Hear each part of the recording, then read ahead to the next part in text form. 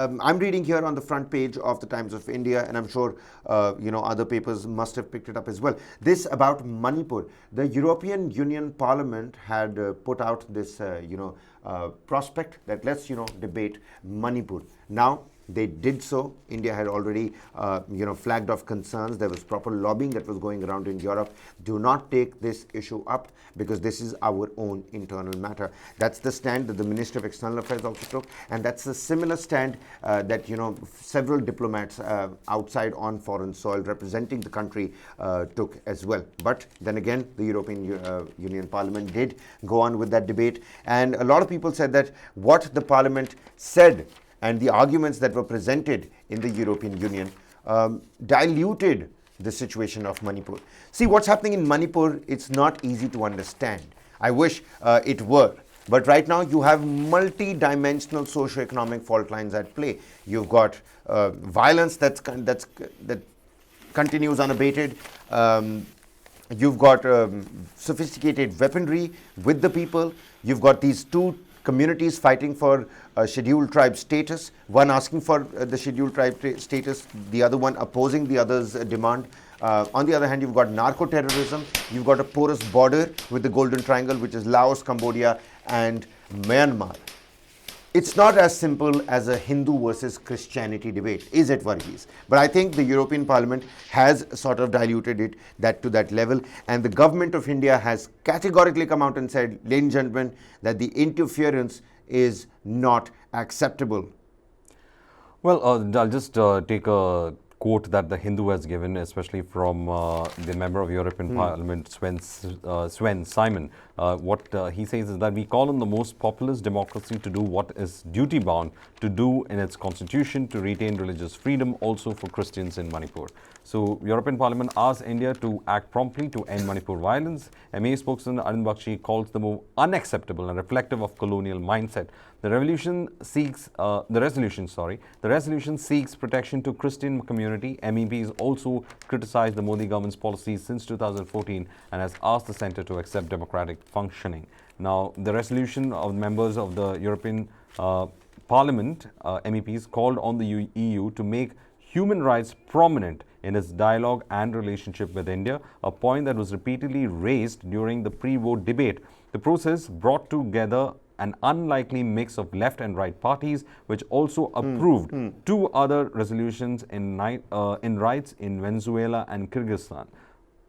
However, the Ministry of External Affairs MEA spokesperson Arvind Bakshi called the European move unacceptable and reflective of a colonial mindset. This is what exactly I was talking. See, this is our internal matter.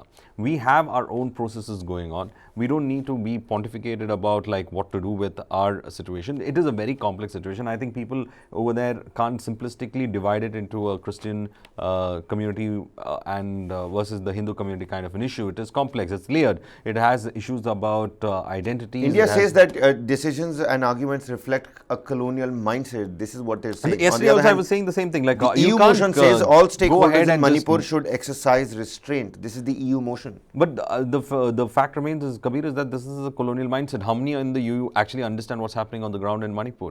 There is a geographical issue to it. There is an issue about immigration. There is an issue about rights of the tribals. There is an issue about a community which is in the hills feeling persecuted. There's so many layers to it. And there is also the issue about the community in the valley finding themselves shortchanged in government services. So these are the issues that are there. So they can't just simply make it into one versus the other and tell us that ensure law and order is in place. We are trying to do it in our own front. That's why I said if we start digging out Europe's sins, then I think we should start with the immigrant crisis then. The immigrations from North Africa, the way the children have died, the way they are treated once they reach the borders of Europe, how they are made to stay in shanty-built infrastructure where the immigrants are treated really badly.